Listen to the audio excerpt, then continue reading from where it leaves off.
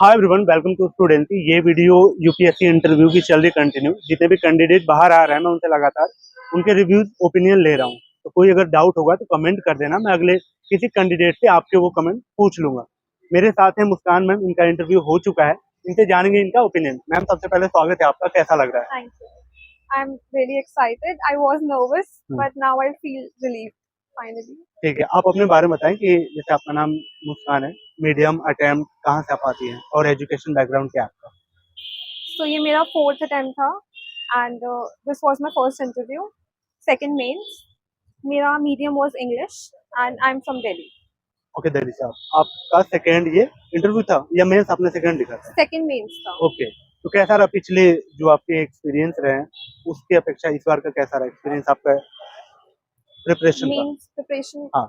My preparation this time was थोड़ा सा like coordinated because already हमने पढ़ा हुआ था तो हाँ। coordinated था. We need to focus on current affairs. Static was sorted this time.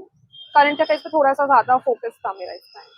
Interview hall का एक्सपीरियंस आप बताएं कि कैसे क्वेश्चन थे, कैसे स्टार्ट हुए, कोई क्वेश्चन आपको दिक्कत दिया या क्या था माहौल?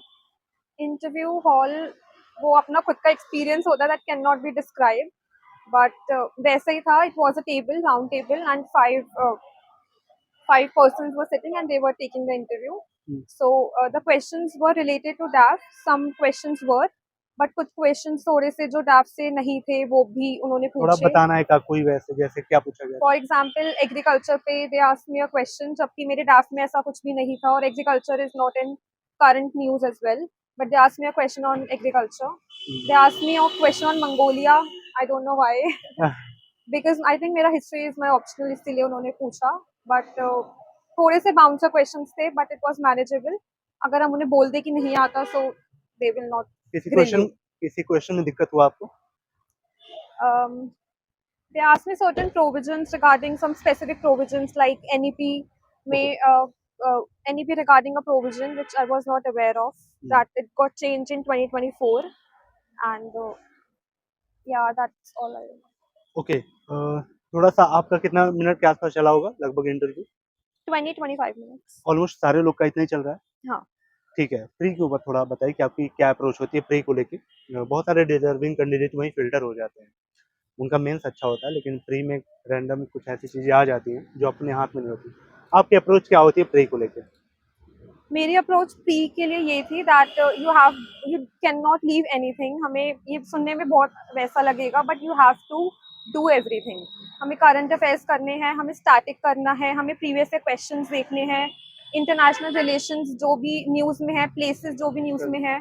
I literally marked all the continents and उनके रिवर्स एंड माउंटेन सब कुछ. जी। नहीं मतलब जो भी आप कर सकते हो, जितने एफर्ट्स आप डाल सकते हो, you need to go with all in for prelims. Test series के बारे में आप बताइए कि कितने किए थे और कौन से आपको लगता है कि अच्छी टेस्ट सीरीज हो सकती है एक एस्पिरेंट के लिए? Test series during my third attempt क्योंकि मेरे पहले 2 अटेम्प्ट में प्री नहीं क्लियर हुआ था. So in my third attempt I join forum का SFG which I think is good because वो आपको एनसीईआरटीज भी कवर करवाते हैं टू एडवांस लेवल. वो टेस्ट सीरीज में पूछते हैं so we can go for that. Plus उनकी टेस्ट सीरीज बहुत रिगरस होती हैं, डेली टेस्ट होते हैं और सीसैट भी इंक्लूडेड होता है टेस्ट में. सो फोरम इज वन. उसके अलावा फुल लेंथ टेस्ट जितने भी आप लगा सकते हो, जितने आप रिवाइज कर सकते हो एक्चुअली, बिकॉज लगाना इज वन थिंग बट उसे रिवाइज करना इज द सेकंड थिंग. सो लगाने भी हैं और रिवाइज भी करना है.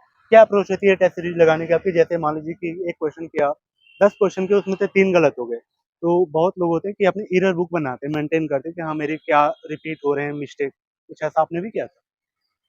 अगर कोई क्वेश्चन जो मैंने कॉन्सेप्ट पढ़ा हुआ है तो मैं उसके डायरेक्टली सोर्स पे जाके वहाँ पे मेंशन करती थी that what was the point that I could not get in test. So इससे जितना जब भी मैं टेस्ट वो वापस से ओरिजिनल सोर्स पढ़ रही हूँ, मैं वो टेस्ट अपना पॉइंट देखूंगी. जी। So I did this with polity. Laxmikanth मेरी पूरी कलरफुल है इसी चीज से because I did that. And error अगर कोई नया टॉपिक है लाइक करंट अफेयर्स से है and you have not read that, so आप एक सेपरेट नोटबुक बना सकते हो उसकी which you can revise till your exam. ठीक है, इस एग्जाम में अगर पीवाई की और सिलेबस की बात करें तो कितना इंपॉर्टेंस मानती हैं आप? और उन कीवर्ड की इंपॉर्टेंस आपको कब समझ में आई कि यार लग रहा है सारे कीवर्ड मुझे पहले क्लियर कर लेने चाहिए सिलेबस वाले? Syllabus is definitely one of the major thing that हमें पढ़ना चाहिए. एक्चुअली मेरा फर्स्ट अटेम्प्ट इसीलिए भी नहीं हुआ था बिकॉज मुझे सिलेबस नहीं पता था. एंड हमें सबसे पहले शुरुआत में ही सिलेबस को रीड करना चाहिए एंड उसके बाद सिलेबस के according we should go for the previous year questions as well. So previous year questions I covered for all the years, like for 29, I think 26, 29 years, I covered them, and previous year questions are definitely very important. ठीक है, fourth attempt का आपका daily routine क्या रहा और जो first attempt का daily routine था, मेजर अंतर क्या थे? फर्स्ट अटेम्प्ट में बस जितना पढ़ा उतना पढ़ा, वरना फिर छोड़ दिया. कंसिस्टेंसी नहीं थी फर्स्ट अटेम्प्ट में. वो कंसिस्टेंसी बिल्ड करने में टाइम लगा, जो फोर्थ अटेम्प्ट में अपने आप आ गया. So you have to be consistent. Even if you're studying for like 6 hours or 8 hours, you have to be consistent. पूरा दिन नहीं बैठना है, क्योंकि नहीं बैठ सकते हैं पूरा दिन. बट जो भी जितना भी आप बैठ रहे हो, you have to be consistent. Regular बैठो and take breaks also. Like Sunday का half day was my break. So this was my routine. Isolation, लोग कहते हैं आइसोलेट हो जाओ पूरी तरीके से, लगता है आपको इतना जरूरी है आइसोलेट होना? आइसोलेशन इन द सेंस कि social media you have to, because मैंने भी किया था. Social media is very distracting nowadays. So isolation from social media, yes, you have to give social media. Isolation not from the people, not from your family.